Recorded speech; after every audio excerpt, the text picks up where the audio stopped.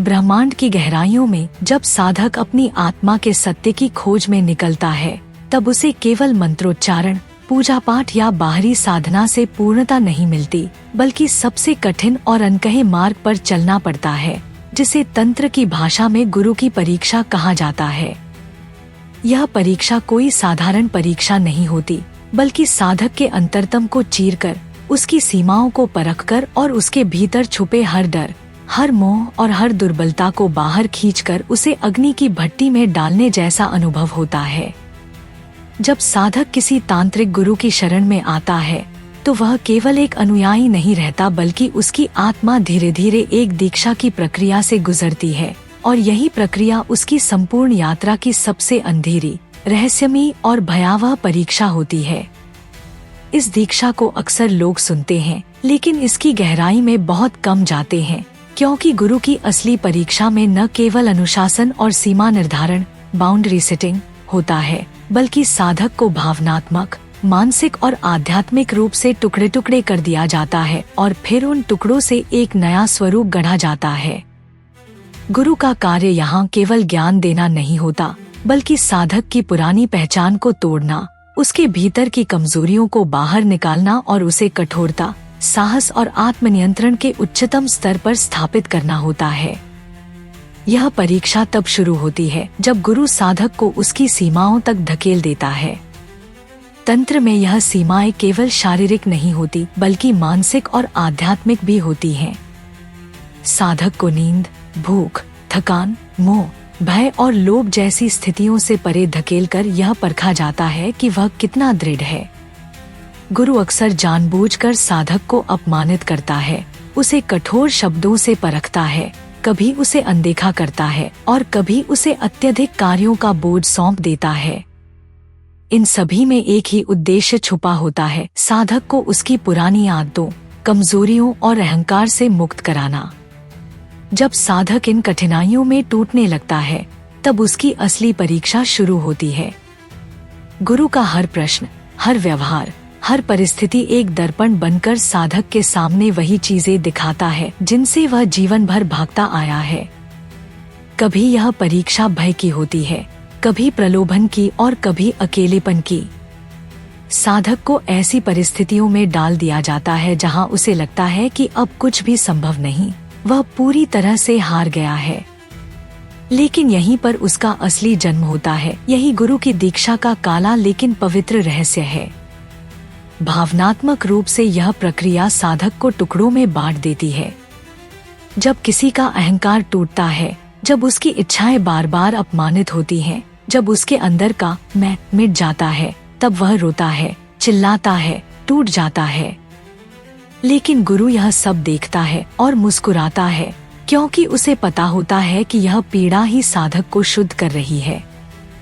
तंत्र में कहा गया है कि जब तक साधक ने अपने भय और दुख की पराकाष्ठा को नहीं छुआ, तब तक वह वास्तविक साधक नहीं बन सकता।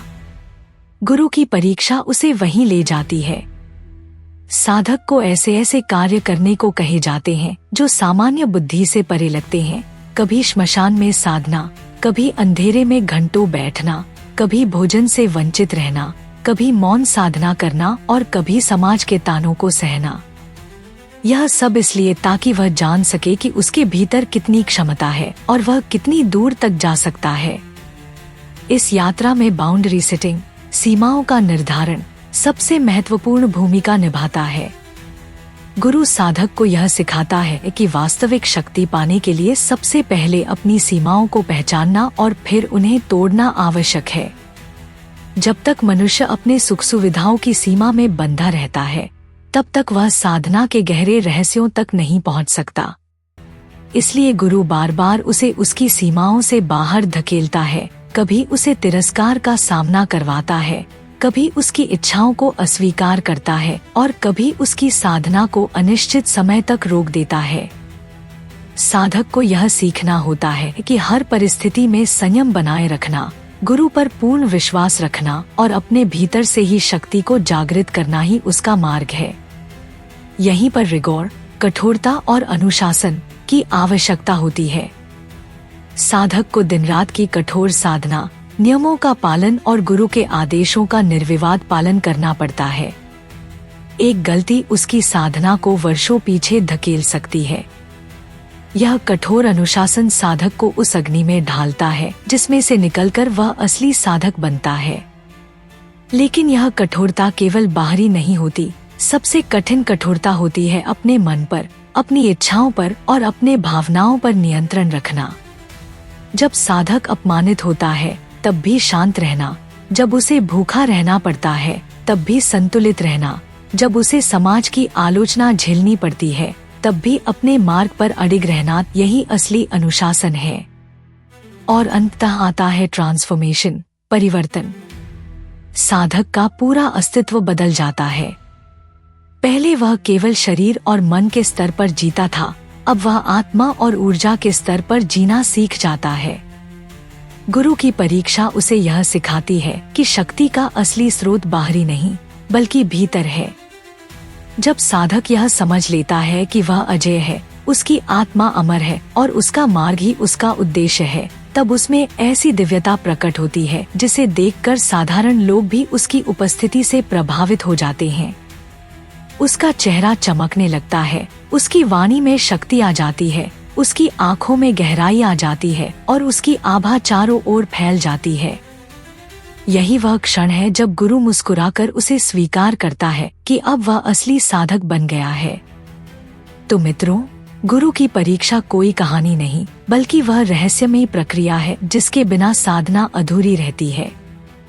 यह अंधकारमय लग सकती है, यह कठोर लग सकती है, यह पीड़ादायक लग सकती है, लेकिन यही वह द्वार है जहाँ से होकर साधक वास्तविक शक्ति, वास्तविक स्वतंत्रता और वास्तविक आत्मबोध तक पहुँचता है। यह वही मार्ग है जो मनुष्य को साधारण से असाधारण बना देता है। यही कारण है कि तंत्र में गुरु की भूमिका सर्वोच्च मानी गई है, क्योंकि वह साधक को केवल ज्ञान नहीं देता बल्कि उसे जलाकर, गलाकर, पीड़ा में डालकर और फिर उस राख से नया स्वरूप देकर वास्तविक साधक बनाता है।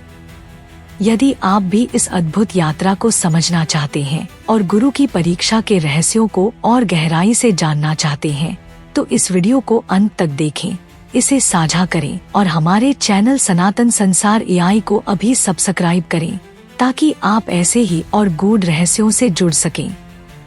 यही आपका पहला कदम है अपने भीतर की शक्ति को जगाने की ओर।